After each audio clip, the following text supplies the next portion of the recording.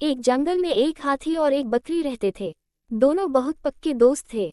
दोनों साथ में मिलकर हर दिन खाने की तलाश करते और साथ में ही खाते थे। एक दिन दोनों खाने की तलाश में अपने जंगल से बहुत दूर निकल गए। वहां उन्हें एक तालाब दिखाई दिया। उसी तालाब के किनारे एक बेर का पेड़ था।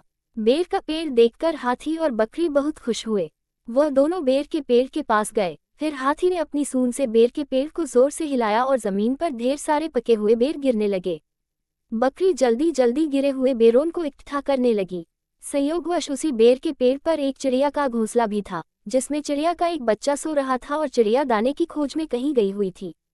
बेर का पेड़ जोर से हिलाने के कारण चिड़िया का बच्चा घोंसले से बाहर तालाब में गिर पड़ा और डूबने लगा। चिड़िया के बच्चे को डूबता हुआ देखकर उसे बचाने के लिए बकरी तालाब में कूद गई, लेकिन बकरी को तैरना नहीं आता था। इस वजह से वह भी तालाब में डूबने लगी। बकरी को डूबता हुआ देखकर हाथी भी तालाब में कूद गया और उसने चिड़िया के बच्चे और बकरी दोनों को डूबने से बचा लिया। इतने में चिड़िया भी वहां पर आ गई थी और वह अपने बच्चे को सही सलामत देखकर बहुत खुश हुई। उसने हाथी और बकरी को इसी तालाब और बेर के पेड़ के पास रहने के लिए कहा।